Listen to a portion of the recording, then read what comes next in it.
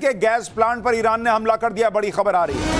Haifa oil refinery पर missile से attack हुआ है और ये इजराइल के लिए बड़ा झटका है कि उसके हाइफा ऑयल रिफाइनरी पर अब ईरान ने मिसाइल से अटैक कर दिया है। यानी ईरान रुकने का नाम नहीं ले रहा बॉस। भाई वो कह रहा है तुमने मेरा तेल और गैस फोड़ा, मैं जहां तक मार सकता हूं वहां तक घुस घुस के तेल गैस फोड़ दूंगा सब। उधर ट्रंप भी फिर से ईरान को ऐसा धमका रहे हैं कि ईरान का पूरा गैस प्रोडक्शन ही उड़ा देने की धमकी दे डाली। ट्रंप ने कहा कि इजराइल ने ईरान के गैस फील्ड पर जो अटैक किया उसके बारे में अमेरिका को कुछ पता ही नहीं था। एकदम मासूम बन रहे हैं, अरे हमको तो पता ही नहीं था, तुमको नहीं पता था। अब इजराइल इस तरह का हमला नहीं करेगा कह रहे हैं, लेकिन अगर ईरान ने अब गैस तेल प्लांट पर हमला किया तो उसे अमेरिका छोड़ेगा नहीं। ट्रंप ने कहा कि अमेरिका ईरान के साउथ पार्स गैस फील्ड को इतनी ताकत और इतने जोर से उड़ा देगा जो ईरान ने पहले देखा नहीं होगा। लेकिन अमेरिका का टोन चेंज हो रहा है, उसको समझ में आ रहा है कि भाई ये तो बहुत तेज मार रहा है, इधर से एक मारो ये चार मारने जैसा कर रहा है। तो अमेरिका कह रहा है कि हम नहीं मारेंगे, तुम भी मत मारो। क्यों भाई, तुमने शुरू क्यों किया? उधर अमेरिका के रक्षा मंत्री पीट हेग्सेथ ने कह दिया कि आज ईरान पर अमेरिका का अब तक का सबसे बड़ा हमला होने वाला है। एक तरफ इनके डोनाल्ड ट्रंप कहते हैं कि ईरान को तो ऐसा फोड़ दिया है कि कुछ बचा ही नहीं, फिर ये कहते हैं इतना बड़ा हमला करूंगा कि ईरान की ताकत घट जाएगी। तो भाई जब सब उसका ताकत निचोड़ चुके हो हमले कर करके, तो अब कौन सा ताकत निकाल रहे हो? बोलो ना कि तुम्हारी इज्जत जो है वो मिट्टी में मिल रही है, इसलिए झूठ बोल बोल के उस पर लिपापोती करते हो। उधर ट्रंप का प्लान यह है कि अगर ईरान ने हॉर्मुज स्ट्रेट नहीं खोला तो अमेरिका खार्ग आइलैंड पर कब्जा कर लेगा। खार्ग आइलैंड पर अमेरिका हाल ही में बम फोड़ चुका है ताकि ईरान हॉर्मुज स्ट्रेट को खोल दे, लेकिन ईरान ने भी अभी तक हॉर्मुज बंद किया हुआ। लेकिन अब अमेरिका ने अपने 2000 मरीन जवानों को इस आइलैंड की तरफ रवाना कर दिया है। रिपोर्ट है कि इस जहाज को सिंगापुर से ईरान की तरफ बढ़ते हुए देखा गया है।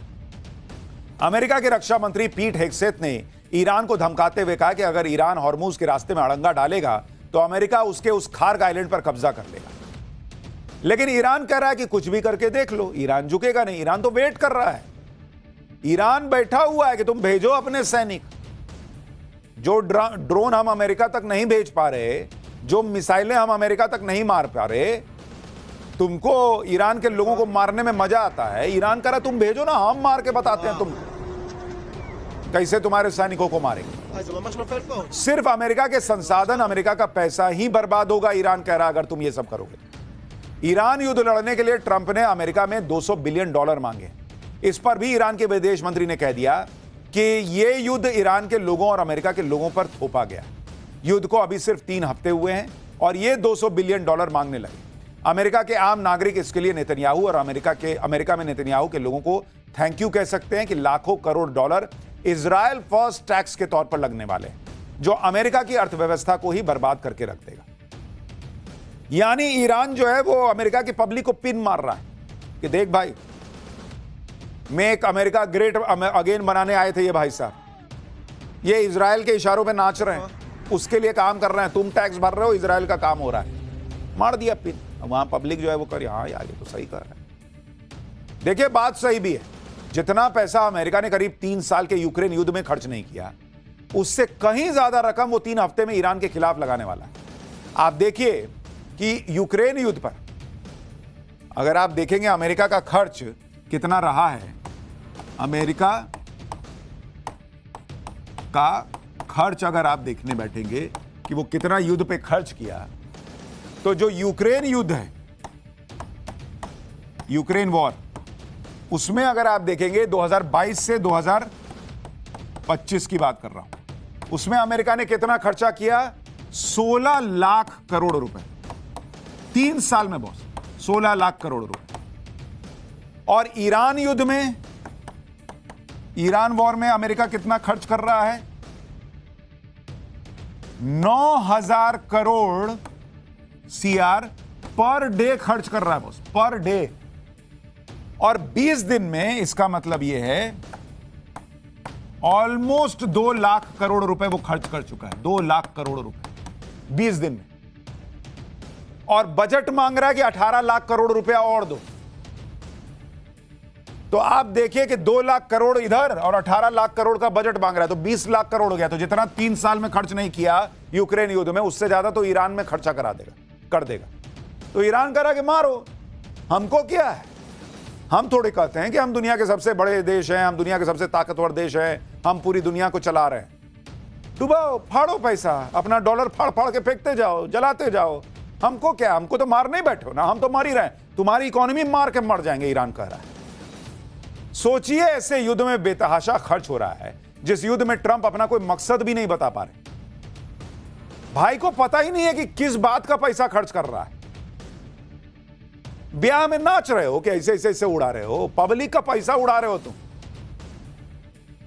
इसी पर दुनिया भर में ट्रंप की छीछालेदर हो रही है। बड़ी बड़ी मैगजीन और अखबार लिख रहे हैं कि यह ट्रंप का ऑपरेशन एपिक फ्यूरी नहीं है, एपिक फेलियर दिख रहा है। दुनिया की बड़ी मैगजीन इकोनॉमिस्ट ने अपने कवर पेज पर ट्रंप की आंखें बंद किए हुए फोटो दिखाते हुए लिखा कि ऑपरेशन ब्लाइंड फ्यूरी। इसको दिख ही नहीं रहा है कर क्या रहा है ये आदमी। ये सब बातें इसलिए हो रही हैं क्योंकि ट्रंप क्या कह रहे हैं, ट्रंप क्या कर रहे हैं, ये किसी को समझ में नहीं आ रहा और उनको भी नहीं आ रहा है।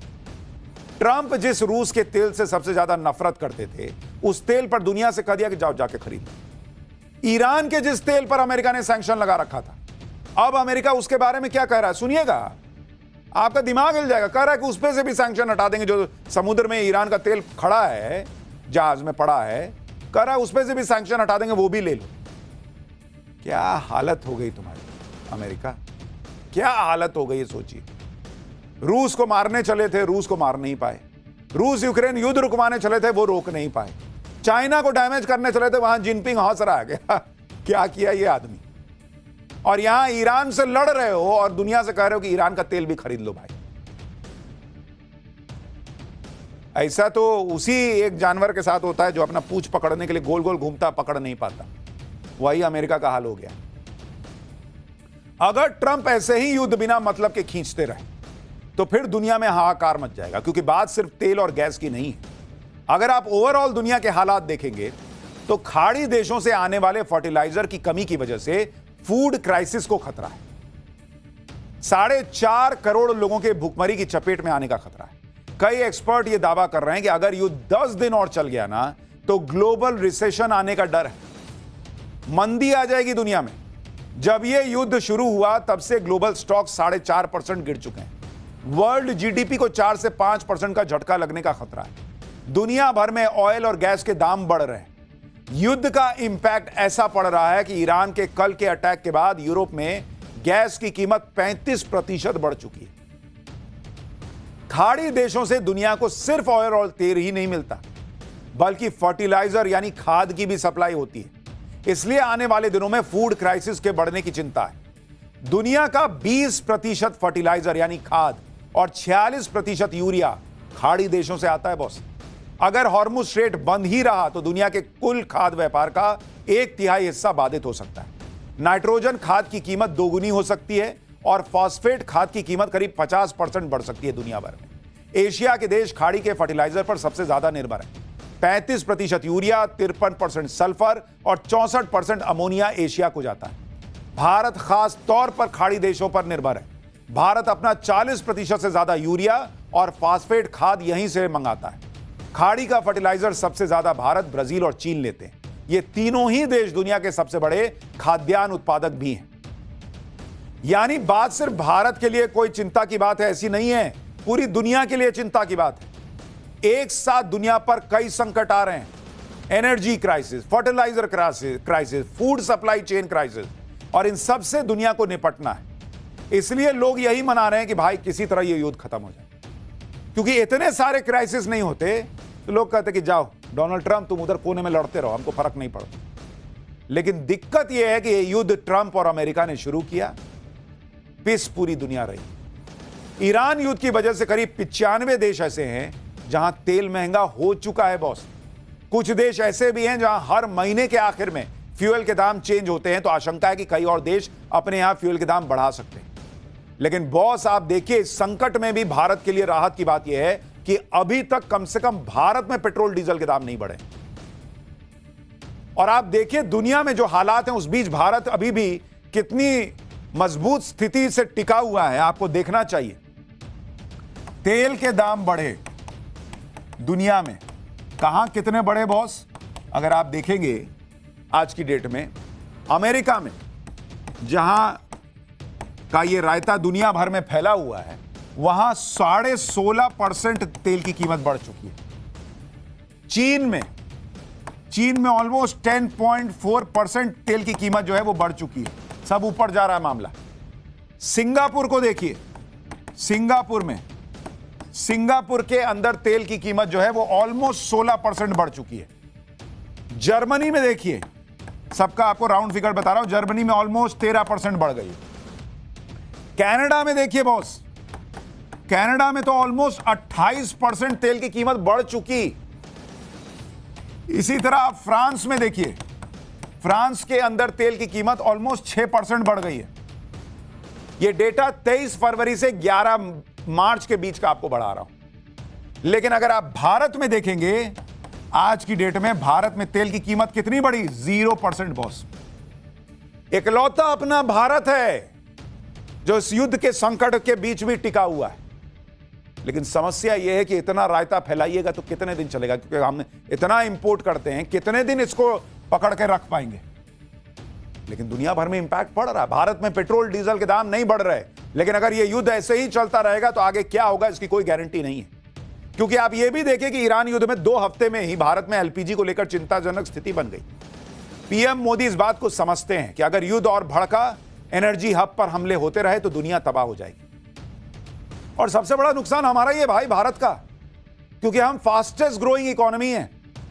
ये जितने चीन, अमेरिका, ये सारे डेवलप्ड कंट्रीज हैं, विकसित राष्ट्र हैं। हम डेवलपिंग नेशन में आते हैं। हम डेवलप्ड कंट्रीज में जाने के लिए लड़ाई लड़ रहे हैं, उसके लिए जद्दोजहद कर रहे हैं। ये हमारा समय है, इसकी बात कर रहे हैं। और उस वक्त ये रायता फैला दिया ट्रंप ने और हम फंस गए बीच में। इसलिए प्रधानमंत्री मोदी ने भारत के हितों को सुरक्षित करने और युद्ध की चिंगारी को ठंडा करने के लिए कूटनीतिक प्रयास तेज किए हैं। कल और आज में पीएम मोदी ने कुवैत, ओमान, जॉर्डन, फ्रांस और मलेशिया के नेताओं से बातचीत की है। पीएम मोदी ने एनर्जी इंफ्रास्ट्रक्चर पर हमले की निंदा की है और तनाव को घटाने की लगातार अपील कर रहे हैं। प्रधानमंत्री मोदी ने डायलॉग और डिप्लोमेसी से शांति और स्थिरता पर जोर दिया है। ओमान के सुल्तान से पीएम मोदी ने स्ट्रेट ऑफ हॉर्मूज पर बात की है। स्ट्रेट ऑफ हॉर्मूज से बिना किसी रुकावट और सुरक्षित आवाजाही पर पीएम मोदी ने जोर दिया है। यानी पीएम मोदी अपनी डिप्लोमेसी के जरिए पूरा जोर लगा रहे हैं कि किसी तरीके से यह युद्ध रुके और भारत और दुनिया जो है वो इससे निकल सके। स्ट्रेट ऑफ हॉर्मूज का खुलना सिर्फ भारत नहीं, दुनिया के लिए जरूरी है।